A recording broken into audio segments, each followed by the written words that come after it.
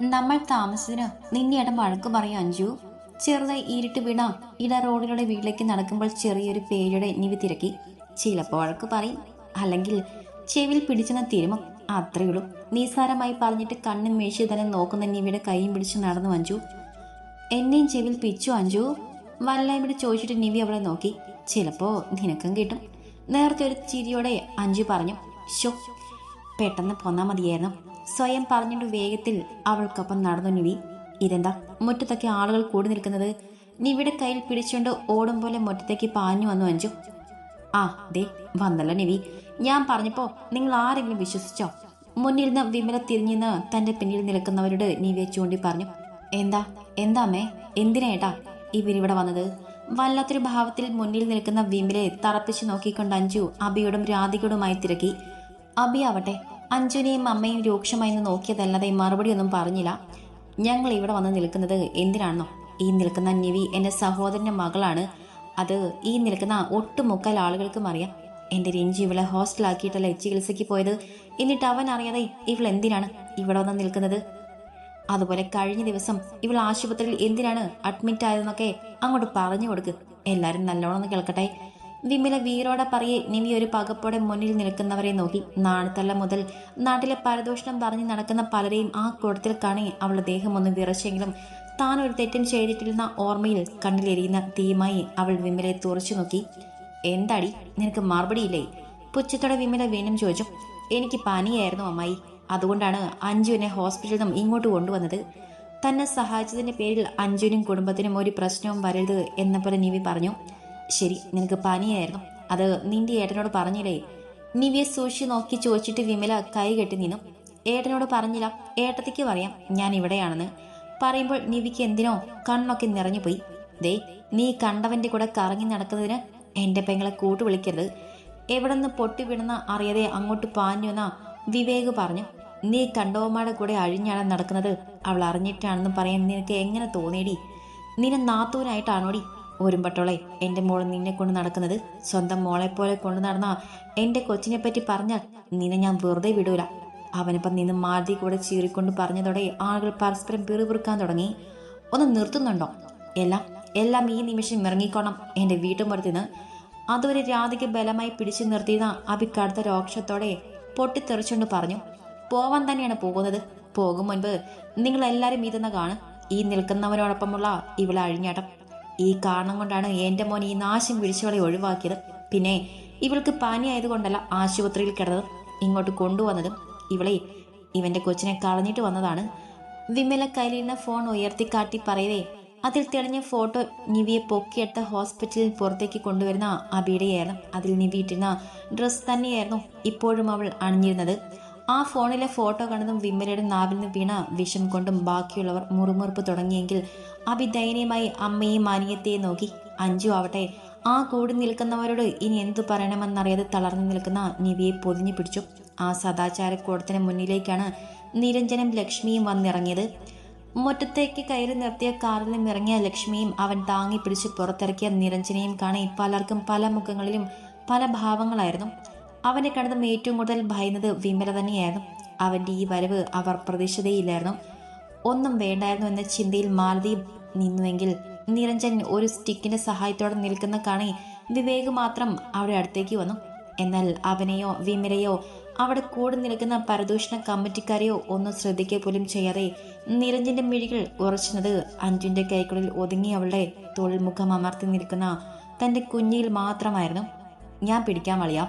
വിവേക് മുന്നോട്ട് വന്ന നിരഞ്ജന്റെ കയ്യിൽ പിടിച്ചുകൊണ്ട് പറഞ്ഞു. വേണ്ട, നീ പിടിക്കണ്ട. അബി ഒന്ന് ഹെൽപ്പ് ചെയ്യോ? ആശുപത്രിയിൽ ചികിത്സയ്ക്ക് പോയ അന്ന് അവൻ തന്നെ പൊക്കിയെടുത്ത് കാറിൽ കയറ്റിയിരുത്തിയത് ഓർത്തുകൊണ്ട് മുന്നിൽ തന്നെ നിൽക്കുന്നവരെ പൊച്ചത്തിൽ ഒന്ന് നോക്കിയിട്ട് നിരഞ്ജൻ തിരക്കി. ഞാൻ അബി വല്ലായ്മയുടെ നിരഞ്ജനെ നോക്കി. ഒന്ന് വാടൂ, എനിക്ക് ഒരുപാട് നേരം നിൽക്കാൻ പറ്റില്ല. സ്റ്റിക്കിൽ അമർത്തി പിടിച്ചുകൊണ്ട് നിരഞ്ജൻ പറഞ്ഞു. പിന്നെ ഒന്നും നോക്കി നിൽക്കാതെ അബി വേഗം വന്ന് നിരഞ്ജനെ പൊക്കിയെടുത്ത് സീറ്റൗട്ടിൽ കൊണ്ടുപോയി അവിടെ കിടന്ന കസാരയിലേക്ക് ഇരുത്തി.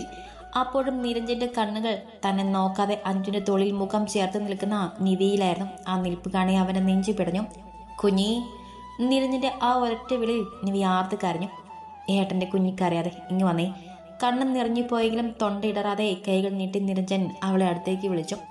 വീണ്ടും വീണ്ടും നിറഞ്ഞു തൂവുന്ന കണ്ണും മുക്കും ഇരു കൈ കൊണ്ടും അമർത്തി തുടച്ചുകൊണ്ട് നിവി മെല്ലെ ഏട്ടന്റെ അടുത്തേക്ക് വന്ന് അവന്റെ മുന്നിൽ മുട്ടുകുത്തി നിന്നു. പിന്നെ വാവിട്ട് കരഞ്ഞുകൊണ്ട് അവന്റെ കഴുത്തിലൂടെ കൈ ചുറ്റി പിടിച്ച നെഞ്ചിൽ മുഖം ചേർത്ത് വെച്ചു. ഞാൻ ഒരു തെറ്റും ചെയ്തിട്ടില്ലേട്ടാ. ഏട്ടനറിയാലോ, ഏട്ടന്റെ കുഞ്ഞി അറിയാം. അത് മറ്റാരും പറഞ്ഞ് ബോധ്യപ്പെടുത്തണ്ട. എന്റെ കുഞ്ഞി ഇനിയും ഇങ്ങനെ കരയാതെ. കരച്ചിൽ നിർത്തി. ദേ ഏട്ടത്തെയും അഞ്ജുന്റെ അമ്മയും ഒക്കെ കരയുന്നു. പൊട്ടിക്കരഞ്ഞുകൊണ്ട് അവളെ പറയെ ഇരു കൈകൊണ്ടും കുഞ്ഞിപ്പെങ്ങളെ പൊതിഞ്ഞു പിടിച്ച് നെറുകയിൽ മുകർന്നുകൊണ്ട് നിരഞ്ജനം പറഞ്ഞു. അവരുടെ പരസ്പരമുള്ള ആ സ്നേഹവും കരുതലുമൊക്കെ കാണി എല്ലാം കൈവിട്ടു പോയെന്ന പോലെ വിമല മെല്ലെ അവിടെ നിന്നും വലിയ നോക്കി. അവിടെ നിന്നെ എൻ്റെ അച്ഛൻ്റെ പെങ്ങൾ. തിരിഞ്ഞു പോകാൻ പോയ വിമല നിരഞ്ജന്റെ ആ ഒരൊറ്റ വിളിയിൽ അനങ്ങാനാവാതെ നിന്നു. നിങ്ങളെന്നല്ല ഒരൊറ്റയിടം ഈ മുറ്റത്ത് വിട്ട് പുറത്തേക്ക് പോകില്ല. അതിനു വേണ്ടി തന്നെയാണ് ഞാൻ ഗേറ്റ് പൂട്ടിയത്. ഇനി ആ ഗേറ്റ് തുറക്കണമെങ്കിൽ അഭി വിചാരിക്കണം. ആ താക്കോലങ്ങ് അവന്റെ കയ്യിൽ കൊടുത്തേക്ക് ലക്ഷ്മി. ഗേറ്റിന് സൈഡിലെ മതിൽ വെച്ചിരുന്ന പൂട്ട് കണ്ണിൽ പെടുത്തം ലക്ഷ്മിയെ കൊണ്ട് ഗേറ്റ് പൂട്ടിച്ചത് നന്നായെന്ന് മനസ്സിൽ ഓർത്തുകൊണ്ട് നിരഞ്ജൻ പറഞ്ഞു. നിരഞ്ജൻ പറഞ്ഞതും ലക്ഷ്മി താക്കോൽ അഭിയുടെ കയ്യിലേക്ക് കൊടുക്കുന്നത് കണ്ടതോടെ പെട്ടുപോയെന്ന് മുറ്റത്ത് നിന്നവർക്ക് മനസ്സിലായി. ഇനി നിങ്ങൾക്ക് ഓരോരുത്തർക്കും അറിയണത് ഓരോന്നോരോന്നായി ചോദിക്കേ, ഞാൻ പറയാം. അതിനു മുൻപ് ലക്ഷ്മി മനോജിനെ കൂടെ ഇങ്ങോട്ട് വിളിക്കും. പെട്ടെന്ന് വരാൻ പറയും. സ്ഥലം പറഞ്ഞു കൊടുത്തേക്ക്. നിവിയെ അടുത്ത് പിടിച്ചിരുത്തിക്കൊണ്ട് കസേരയിലും ചാഞ്ഞിരുന്നുകൊണ്ട് നിരഞ്ജൻ പറഞ്ഞു. അയ്യോ മോനെ, ഞങ്ങൾക്കൊന്നും അറിയണ്ട. നിന്റെ അനിയത്തി കൊച്ചി ഇവിടുത്തെ പയ്യനും കൂടെ എന്തോ അവിഹിതമെന്നോ അബോർഷൻ എന്നൊക്കെയോ ഈ നാണിയാണ് ഞങ്ങളോട് പറഞ്ഞത്. അത് കേട്ട് സത്യമാണെന്ന് അറിയാൻ ഇവർക്കൊപ്പം കൂടി തെറ്റ് ഞങ്ങൾ ചെയ്തോളൂ. കവലയിൽ ചായക്കട നടത്തുന്ന രാജൻ നിഷ്കുവായി പറഞ്ഞു. ഉയ്യോ, ഞാൻ കയ്യിൽ നിന്ന് ഉണ്ടാക്കി പറഞ്ഞതല്ല. ഈ വിമലയാണ് എന്നോട് പറഞ്ഞത്. ഈ പെൺകൊച്ചിന്റെ സ്വഭാവം ശരിയല്ലാത്തോണ്ടാണ് മനുക്കുഞ്ഞ് നിശ്ചയിച്ച കല്യാണത്തിൽ നിന്നും പിന്മാറിയതെന്ന്. സത്യമാണെന്ന് അറിയാൻ മാലതിയോട് ചോദിക്കാനും പറഞ്ഞു. ചോദിച്ചപ്പോൾ അവള് സമ്മതിച്ചു. ഇവിടുത്തെ പയ്യനുമായിട്ടാണ് ബന്ധമെന്നും അതാണ് ഞാൻ പറഞ്ഞത്. അല്ലാതെ ഈ കൊച്ചിനെ കുറിച്ച് ഇല്ലാവചനം പറഞ്ഞിട്ട് എനിക്കെന്ത് കിട്ടാനാണ്? നാണി കള്ളക്കരച്ചിലോടെ പറഞ്ഞു. നിർത്തിക്കോ, ഇനി ഒരക്ഷരം ഒരെണ്ണം മിണ്ടരുത്. രോക്ഷത്തോടെ നിരഞ്ജൻ പറയുമ്പോൾ കടുത്ത ശോഭത്തിൽ അവന്റെ കവിൾത്തടം പോലും വിറച്ചു. നിങ്ങൾക്ക് എന്തറിയണത്? ഞാൻ അറിയാതെയാണോ എൻ്റെ കുഞ്ഞ് ഇവിടെ വന്ന് നിന്നതെന്നാണെങ്കിൽ അങ്ങനെയല്ല. ഞാൻ പറഞ്ഞിട്ടാണ് അഞ്ജുവും അവളുടെ അമ്മയും കൂടെ കുഞ്ഞെ ഇങ്ങോട്ട് കൂട്ടിയത്. പിന്നെ അടുത്ത സംശയം, എൻ്റെ കുഞ്ഞി എന്തിനാണ് ഹോസ്പിറ്റലിൽ പോയതെന്ന് മാന്യമായിട്ട് അവൾ തന്നെ പറഞ്ഞു. പനിയായിട്ടാണെന്ന്. ഇനി നിങ്ങൾ പറഞ്ഞ കാര്യത്തിനാണ് പോയതെന്ന് നിങ്ങൾ ഉറപ്പിച്ചു പറയാൻ നിങ്ങളിൽ ആരെങ്കിലും അവൾക്കൊപ്പം പോയിരുന്നോ? വിമലയോ മാലതിയോ വിവേകോ പോയിരുന്നോ? ഇതിന് മറുപടി പറയാതെ ഒരെണ്ണം ഈ മുറ്റത്തൊന്നും പോവില്ല. ഇടിമുഴക്കം പോലെ നിരഞ്ജന ശബ്ദം അവിടമാകെ മുഴങ്ങി കേട്ടു. അങ്ങനെയൊന്നും ഇല്ലെങ്കിൽ പിന്നെ എങ്ങനെയാ ഈ ഫോട്ടോ വന്നതടാ? അത് ഞാൻ കൃത്രിമമായി ഉണ്ടാക്കിയതെന്ന് നീ പറയോ? അവസാന ശ്രമം എന്നോണം വിമല തിരക്കി. അല്ല, അത് ശരിക്കുള്ളത് തന്നെയാണ്. എനിക്ക് ഹോസ്പിറ്റലിൽ നിന്നും ഇറങ്ങിയപ്പോൾ തല കറങ്ങി. അങ്ങനെയാണ് ഏട്ടൻ അവളെ പൊക്കി എടുത്തുകൊണ്ട് വന്ന് ഓട്ടോയിൽ കയറ്റിയത്. മറ്റാരും എന്ത് പറയും മുൻപ് അഞ്ജു കൃത്യമായി പറഞ്ഞു. ആ, ദേ വന്നല്ലോ വിമലയുടെ പൊന്നോമന പുത്രൻ. ഇനി എനിക്ക് സംസാരിക്കാനുള്ളത് ഇവനോടാണ്. നീ ആ ഗേറ്റ് തുറന്ന് അവരെ രണ്ടാളെയും അകത്തേക്ക് കയറ്റിയിട്ട് ഗേറ്റ് അടച്ചേക്കബി. ഗേറ്റിന് പുറത്ത് നിൽക്കുന്ന മനുവിനെയും ദിവാകരനെയും കാണി നിരഞ്ജൻ പറഞ്ഞു. അഭി മറുത്തൊന്നും പറയാതെ ചെന്ന് ഗേറ്റ് തുറന്നു കൊടുത്ത് അകത്തേക്ക് കയറുമ്പോൾ മനുവിന്റെ കണ്ണുകൾ അഭിയുടെ മുഖത്തേക്ക് ഒന്ന് തഴുകിപ്പോയി. എന്താ രഞ്ജു ഇവിടെ പ്രശ്നം? എന്തിനാ ലച്ചുമോളെ ഞങ്ങൾ അങ്ങോട്ട് വരാൻ പറഞ്ഞത്? കൂട്ടം കൂടി നിൽക്കുന്നവരുടെ ഇടയിൽ നിൽക്കുന്ന വിമലേക്കാണ് എന്തോ വേണ്ടാതിനും ഒപ്പിച്ചെന്ന് മനസ്സിലായി. എങ്കിലും അത് എന്താണെന്ന് അറിയാനുള്ള വ്യഗ്രതയിൽ ദിവാകരൻ ചോദിച്ചു. നിരഞ്ജൻ മറുപടിയൊന്നും പറയാതെ അയാളെ നോക്കിയെന്ന് ചിരിച്ചു. മനു ആവട്ടെ എല്ലാരെയും മാകിയെന്ന് നോക്കി ഒടുവിൽ നോട്ടം ചെന്നെത്തിയത് നിരഞ്ജനെ തോളിൽ ചാഞ്ഞിരിക്കുന്ന നിവിയിലായിരുന്നു. ഒരുപാട് മോഹിച്ച ഒരുവൾ. കയ്യെത്തും ദൂരത്തിന് നഷ്ടമായി പോയ ഭാഗ്യം. അല്ല, പെറ്റമ്മ തന്നെ നഷ്ടപ്പെടുത്തി കളഞ്ഞ ഭാഗ്യം. അവളെ നോക്കി നിൽക്കി അവന്റെ കണ്ണുകളിൽ നനവൂറി. മനുവിന്റെ നിൽപ്പും നിവിയുള്ള നോട്ടവും ഒക്കെ കാണി അഭിയുടെ മനസ്സ് എന്തിനോ അസ്വസ്ഥമായി. അവൻ മനുവിൽ നിന്നും പെട്ടെന്ന് നോട്ടം മാറ്റി. മനു, നിരഞ്ജന്റെ ആ വിളിയിൽ മനു ഞെട്ടിക്കൊണ്ട് നിവിൽ നിന്നും കണ്ണുകൾ പറിച്ചെടുത്തു. നിന്നോട് എനിക്ക് ഒരേ ഒരു കാര്യമേ ചോദിക്കാനുള്ളൂ. എന്റെ കുഞ്ഞിയുടെ സ്വഭാവ ദോഷം കൊണ്ടാണോ നീ ഇവളുമായി നിശ്ചയിച്ച വിവാഹത്തിൽ നിന്നും പിന്മാറിയത്? കണ്ണുകൾ അടച്ച തന്നെ തൊളിൽ ചാഞ്ഞിരിക്കുന്ന നിവിയെ ഇടം കൈകൊണ്ട് ചേർത്ത് പിടിച്ചുകൊണ്ട് മനുവിന്റെ കണ്ണുകൾ നോക്കി നിരഞ്ജൻ ചോദിച്ചു. അത് പിന്നെ അളിയാ. മനു വല്ലായ്മയുടെ പിന്നിൽ നിൽക്കുന്ന വിമലയെന്ന് നോക്കി. വലിച്ചു നീട്ടി പറയണ്ട മനു, നിന്നോട് ഒരു ദ്രോഹവും കുഞ്ഞ് ചെയ്തിട്ടില്ല. നിന്റെ അമ്മ പറഞ്ഞത് എന്റെ കൊച്ചു ദേഹി നിൽക്കുന്ന അഭിയുമായിട്ട് ബന്ധം സ്ഥാപിച്ചത് കൊണ്ടും ആ ബന്ധം നേരത്തെ അറിഞ്ഞിരുന്നത് കൊണ്ടാണ് നീ എന്റെ കുഞ്ഞെ വേണ്ടെന്ന് വെച്ചെന്നാണ്. ആ ബന്ധത്തിൽ പ്രഗ്നൻ്റായ എൻ്റെ കുഞ്ഞ് ഇന്നലെ അബോർഷൻ വേണ്ടി ഹോസ്പിറ്റലായിരുന്നെന്നൊക്കെയാണ് ഈ കൂടി നിൽക്കുന്ന ഇത്രയും ആളുകൾക്ക് മുന്നിൽ നിന്റെ അമ്മ വിളിച്ചു പറഞ്ഞത്. ഈ നിയമത്തിൽ ഓരോരുത്തരും പലരോടും ഈ കഥ പറയും. അത് എനിക്കറിയാം. എങ്കിലും നിന്റെ വാലിന് കൂടെ അതൊന്ന് കേൾക്കണം ഞങ്ങൾക്ക്. നെഞ്ചി പിടയുന്ന നോവിലും ചുണ്ടിൽ ഒരു ചിരി ഒട്ടിച്ചുകൊണ്ട് നിരഞ്ജൻ പറഞ്ഞു. നിവിയുടെ കൈ നിരഞ്ജന്റെ തോളിൽ ഒന്ന് മുറുകി. മനു മോനെ, നീ വാ, നമുക്ക് പോകാം. അവൻ എന്താണ് പറയാൻ പോകുന്നത് എന്നൊരു വേവലാത്തിയുടെ വിമല വന്ന് അവന്റെ കയ്യിൽ പിടിച്ചു. വിടമ്മേ, ഈ ജീവിതത്തിൽ എന്തെങ്കിലും ഒരു നല്ല കാര്യം ഞാൻ ചെയ്തോട്ടെ. അവിടെ കൈ തട്ടി മാറ്റിക്കൊണ്ട് മനു മെല്ലെ പറഞ്ഞു തുടങ്ങി. ഞാൻ നിവിയെ വേണ്ടെന്ന് വെച്ചതും ഒരിക്കലും അവളൊരു ചീത്ത കുട്ടിയായി എന്നുള്ളത് കൊണ്ടല്ല. അങ്ങനെ ചിന്തിക്കുന്നത് പോലും തെറ്റാണ്. എൻ്റെ അമ്മയ്ക്ക് അവിടെ സഹോദരൻ്റെ മകളായി നിവിയെ ഞാൻ വിവാഹം കഴിക്കുന്നത് മുൻപ് തന്നെ താല്പര്യമില്ലായിരുന്നു. എങ്കിലും എനിക്ക് നിവിയോട് തോന്നിയ പ്രണയത്തിലും മാമൻ നിവിക്ക് കൊടുക്കുമെന്ന് പറഞ്ഞ കാന്ത സ്ത്രീധനത്തിലും അമ്മ മയങ്ങിപ്പോയി. അങ്ങനെയാണ് ആ നിശ്ചയം നടന്നത്. പിന്നീട് മാമനും മാമിയും നിരഞ്ജനും അപകടത്തിൽപ്പെട്ടതും മാമനും മാമിയും മരിച്ചതും നിരഞ്ജന ചികിത്സയ്ക്കായി സർവ്വവും നഷ്ടമായതും ഒക്കെ ഈ നാട്ടിലുള്ള നിങ്ങളിൽ പലർക്കും അറിയാം. ആ സാമ്പത്തിക നഷ്ടമാണ് നിവിയെ എനിക്ക് നഷ്ടമാക്കിയത്. അല്ലാതെ ഇവരൊക്കെ പറയുന്നത് പോലെ ഒന്നുമല്ല കാര്യങ്ങൾ. ആരെയും നോക്കാതെ പറഞ്ഞു നിർത്തിയിട്ട് അവൻ വെട്ടിത്തിരിഞ്ഞ് ഗേറ്റിന് അടുത്തേക്ക് നടന്നു. കൂടി നിന്നവർ വിമലയും മാലതയും നോക്കി എന്തൊക്കെയോ തെറുമിക്കണ്ട് പല വഴിക്കായി പോകാൻ തുടങ്ങി. ലക്ഷ്മി എന്നൊരു മകളുണ്ടെന്നുള്ള ഓർമ്മയിൽ ഇനി ഒരിക്കലും ഒന്നിന്റെ പേരിലും നിങ്ങളുടെ ജീവിതത്തിലേക്ക് വലിഞ്ഞു കയറി വരരുത്. ആ ഇരിക്കുന്ന മനുഷ്യനെ സ്നേഹിച്ചു പോയ കുറ്റത്തിന് നിങ്ങൾ കൊടുത്ത ശിക്ഷയൊക്കെ മതി. ഇനി എന്തേലും പറഞ്ഞ് നിങ്ങൾ ഞങ്ങളുടെ കുറുകെ വന്നാൽ അമ്മ എന്ന ബന്ധം ഞാനങ്ങ് മാർക്കും. പറഞ്ഞില്ലെന്ന് വേണ്ട, നിങ്ങൾ എൻ്റെ അമ്മയാണെന്ന് പറയാൻ പോലും അറപ്പാണ് എനിക്ക്. അതുപോലെ നിങ്ങൾ സഹോദരന്റെ മകനാണ്, സഹോദരന്റെ വീടാണ് എന്ന ബന്ധവും പറഞ്ഞ് ഇനി മാംഗല്യം വീടിന്റെ പരിസരത്ത് പോലും കാലുകുത്തരുത്.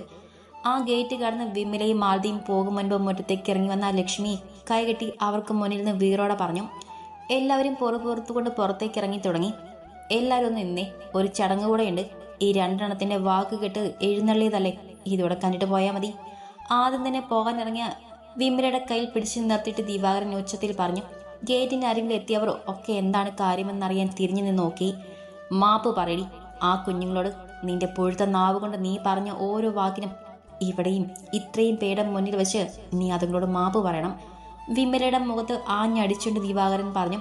അയാളുടെ വാക്കുകൾ കേൾക്കെ വിമലയുടെ മുഖത്ത് അടിച്ചാടിയുടെ ഒച്ച കേൾക്കെ അതുവരെ നിരഞ്ജന തോളിൽ ചാഞ്ഞിരുന്ന നിവി മുഖമുയർത്തി അവരെ നോക്കി. നിങ്ങൾ എന്നെ അടിച്ചു അല്ലേ? എൻ്റെ ഏട്ടൻ പോലും ജീവിച്ചിരുന്ന കാലം മാത്രം എന്നെ നുള്ളി നോവിച്ചിട്ടില്ല, അറിയോ? അയാളെ ഷർട്ടിന്റെ കോളിൽ ചുറ്റി പിടിച്ചുകൊണ്ട് കുലുക്കിക്കൊണ്ട് വിമല അലറി പറഞ്ഞു. അങ്ങനെ കേട്ടാത്ത പ്രശ്നം നിനക്ക് ആവോളമുണ്ട്. നിന്റെ ഏട്ടൻ നിന്നെ അങ്ങനെ നോക്കി വളർത്തി വലുതാക്കി കെട്ടിച്ചു വിട്ടിട്ടും നിനക്ക് എൻ്റെ വീട്ടിൽ താമസിക്കാൻ പറ്റില്ലെന്ന് പറഞ്ഞപ്പോൾ സ്ഥലം തന്ന് വീട് വെച്ച് തന്നു. മനുവിനെ പഠിപ്പിച്ച് എഞ്ചിനീയർ ആക്കി. എന്നിട്ട് ആ മനുഷ്യൻ നനച്ചിരിക്കാത്ത നേരത്തും പോയി ചേർന്നപ്പോൾ ആ കുട്ടികളോട് നീ എന്താടി കാട്ടിയത്? നീ ഇതുവരെ ചെയ്ത എല്ലാ ദ്രോഹവും ഞാൻ കണ്ടില്ല കേട്ടില്ലെന്ന് വെച്ചു. പക്ഷെ ഇന്ന് നീ ആ പെൺകുട്ടിയോട് ചെയ്ത് ഒരാളും ശത്രുക്കളോട് പോലും ചെയ്യാൻ പാടില്ലാത്ത ഒരു കാര്യമാണ്. അതുകൊണ്ട് തന്നെ നിവിമോളുടെ കാൽ വീണ് മാപ്പ് പറയടി. അവിടെ തലമുടി ചുറ്റി പിടിച്ചുകൊണ്ടയാൾ അലറി പറഞ്ഞു. വീടന്നെ, എൻ്റെ ദേഹം നോവിച്ചാൽ ആരാണ് എന്താണെന്ന് ഞാൻ നോക്കില്ല. അയാളുടെ കൈ തട്ടി മാറ്റാൻ ശ്രമിച്ചുകൊണ്ട് വിമല പറഞ്ഞു. അവരുടെ ബഹളവും നിൽപ്പും അടി കിട്ടിയതും ഒക്കെ കണ്ട് മാലതിയാകെ വിരണ്ടുകൊണ്ട് വിവേകിന്റെ മുറുകിയ മുഖത്തേക്ക് നോക്കി ഉമ്മിനീരിറക്കിപ്പോയി. പറയടി മാപ്പ്, പറയടി നാശം പിടിച്ചവളെ. അവരെ നിലത്തിട്ട് വലിച്ചഴിച്ച് പടിക്ക് മുകളിൽ കൊണ്ടുവന്ന ദിവാകരൻ ഭ്രാന്ത് പിടിച്ചതുപോലെ പറഞ്ഞു. വേണ്ട, ഇവർ ഞങ്ങളുടെ കാലെ നഖത്തിൽ പോലും തൊടരുത്. അത്രയ്ക്ക് വിഷമാണ് ഇവിടെയുള്ളിൽ. എൻ്റെ ഏട്ടത്തി പറഞ്ഞ പോലെ നിങ്ങൾ ഇനി ഞങ്ങളുടെ ജീവിതത്തിൽ എത്തി നോക്കരുത്. നോക്കിയാൽ ബന്ധവും സ്വന്തവും ഒക്കെ നിവി മറക്കും. കൊല്ലാനും മടിക്കില്ല ഞാൻ നിങ്ങളെ കാണുന്നത് പോലും വെറുപ്പാണ് എനിക്ക്. എൻ്റെ അച്ഛൻ്റെ കൂടപ്പിറപ്പാണ് നിങ്ങളെന്ന് ഓർക്കും പോലും അറപ്പ് തോന്നും. പോയിക്കോ, ഞങ്ങളെ കൺമുന്നിൽ പോലും നിങ്ങളിനി വരരുത്. മുഖത്താകെ ചോര ഒലിപ്പിച്ച് വെറുപ്പും മാർപ്പും നിറഞ്ഞ ശബ്ദത്തിൽ ചുവന്ന് വിങ്ങിയ മുഖത്തോടെ നിവി പറഞ്ഞു. ഓ, എൻ്റെ മോൻ നിന്നെ കെട്ടാത്തത് കൊണ്ടുള്ള ദേഷ്യല്ലടി നിനക്ക്. നിന്നെപ്പോലെ ഒരു ഗതികെട്ടവളെ എൻ്റെ മോന് വേണ്ടടി, അഹങ്കാരി. വലിഞ്ഞെഴിഞ്ഞ് എഴുന്നേറ്റിരുന്ന ചുണ്ടിൽ നിന്ന് ഒഴുകുന്ന ചോര തുടച്ചുകൊണ്ട് അവർ കലിയോടെ അവളോട് ചെറി. ദേ, നിരഞ്ജൻ ഇരുന്നിടത്തുനിന്നും ചീറിക്കൊണ്ട് അവർക്ക് നേരെ കൈ ചൂണ്ടി. വേണ്ടേട്ടാ, എന്നെയല്ലേ അവർ പറഞ്ഞത്, അതിൻ്റെ മറുപടി ഞാൻ പറഞ്ഞോളാം. കനത്ത മുഖത്തോടെ എന്നാൽ ചുണ്ടിൽ പുച്ഛം നിറഞ്ഞൊരു ചീരയുടെ നിവി അവർക്ക് അടുത്തേക്ക് നിലത്തിരുന്നു. നിങ്ങളുടെ മകനെ വേണമെന്ന് പറഞ്ഞെന്തെങ്കിലും ഞാൻ നിങ്ങളെ വീട്ടിൽ വന്നിരുന്നോ? വിമലയുടെ കണ്ണുകൾ തറപ്പിച്ച് നോക്കി നിവി തിരക്കി. വിമലയ്ക്ക് അവളുടെ കണ്ണുകളെ നേരിടാനായില്ല. അവർ മറുപടി പറയാതെ മുഖം വെട്ടി തിരിച്ചു കളഞ്ഞു. ഞാൻ വന്നിരുന്നോ അമ്മാവൻ നിങ്ങളുടെ വീട്ടിൽ? വിമലയെ നോക്കി പുച്ഛിച്ചുകൊണ്ട് ദിവാകരനോട് തിരക്കി നിവി. ഇല്ല, മനുവിൻ്റെ ഇഷ്ടം അറിഞ്ഞപ്പോൾ ഞങ്ങൾ തന്നെയാണ് കല്യാണം ആലോചിച്ചു വന്നത്. അയാൾ മറുപടി പറയാൻ താമസമുണ്ടായില്ല. നിങ്ങളുടെ മകൻ മനോജ് ഞാനുമായുള്ള വിവാഹത്തിൽ നിന്ന് പിന്മാറിയ ശേഷമോ അതിനു മുൻപോ എന്നെ ഉപേക്ഷിക്കരുതെന്നോ ഞങ്ങളെ ഏതെങ്കിലും വിധത്തിൽ സഹായിക്കണമെന്നോ പറഞ്ഞ് ഞാനോ എൻ്റെ ഏട്ടനോ ഏട്ടത്തെയോ നിങ്ങളുടെ വീട്ടുമുറ്റത്തേക്ക് വന്നോ? നിവിക്ക അടുത്ത രോക്ഷത്തോടെ അവളോട് തിരക്കി. ഇല്ല മോളെ, നിങ്ങൾ വന്നില്ല എന്നത് മാത്രമല്ല, ആവശ്യമുണ്ടായിരുന്ന സമയത്ത് ഞങ്ങൾ നിങ്ങളെ അറിഞ്ഞുപോലും സഹായിച്ചിട്ടുമില്ല. എല്ലാവരും കേൾക്കെ തന്നെയാണ് ദിവാകരൻ വേദന നിറഞ്ഞ ശബ്ദത്തിൽ പറഞ്ഞു. അല്ല, അമ്മാവൻ ഇടയ്ക്ക് 2-3 ദിവസം എനിക്കും മേടത്തേക്കും അപ്പം ഹോസ്പിറ്റൽ ഞങ്ങൾക്ക് കൂട്ടിനുണ്ടായിരുന്നു. അതൊന്നും നിവി ഒരിക്കലും മറക്കില്ല. അപ്പോൾ പറഞ്ഞു വന്നത്, നിങ്ങളുടെ മകന് എന്നെ ഇന്ന് വേണ്ടെങ്കിൽ എനിക്ക് അയാൾ ഇന്നലെ വേണ്ട. വിമലയുടെ മുഖത്തേക്ക് നോക്കി ഉള്ളിൽ നിറഞ്ഞ പകയോടെ നിവി പറഞ്ഞു. അവളുടെ വർത്തമാനം കേൾക്കെ നീരഞ്ജിന്റെ ചുണ്ടുകൾക്കൊപ്പം അവയുടെ ചുടികളും മനോഹരമായി വിടർന്നു പോയി.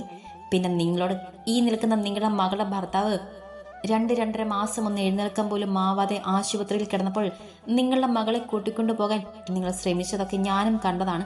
സ്വന്തം മകളുള്ള സ്നേഹം കൊണ്ട് രക്ഷിച്ചുകൊണ്ടു പോകാൻ ശ്രമിക്കുന്ന നിങ്ങളോട് എനിക്ക് ദേഷ്യം തോന്നിയില്ല എന്നതായിരുന്നു സത്യവും. എങ്കിലും എൻ്റെ ഏട്ടന് വയ്യാതെ ആകും വരെ വലിയ സ്നേഹത്തിൽ നിന്ന നിങ്ങൾ, ഏട്ടൻ വീണുപോയി അന്ന് എൻ്റെ ഏട്ടനെ തള്ളി പറഞ്ഞ നിങ്ങൾ ഇവർക്കൊപ്പം ചേർന്നതിൽ വലിയ അത്ഭുതമൊന്നുമില്ല എനിക്ക്. പക്ഷേ എന്നെപ്പറ്റി ഇത്രയും മോശമായി പറയാൻ നിങ്ങൾക്ക് എന്നോട് എന്തെങ്കിലും ദേഷ്യമുണ്ടോ? നിവി മാലതി നോക്കി വേദനയോടെ തിരക്കി. അതുപോലെ നിങ്ങൾക്ക് ആർക്കും ഒരു ദ്രോഹവും ഞാൻ ചെയ്തിട്ടില്ലല്ലോ വിവേകേട്ടാ. നിങ്ങളും കൂടെ ഇവർക്കൊപ്പം ചേർന്ന് കളഞ്ഞല്ലോ. സഹായം ചെയ്തില്ലെങ്കിലും ഉപദ്രവിക്കാതിരിക്കാമായിരുന്നു ഞങ്ങളെ. പറഞ്ഞൊടുവിൽ വിങ്ങി പൊട്ടിക്കൊണ്ട് നിവി അവനോട് തിരക്കി. അത് നിവി, ആ ഫോട്ടോയൊക്കെ കാണിച്ചപ്പോൾ ഞാനും പറ്റിപ്പോയി.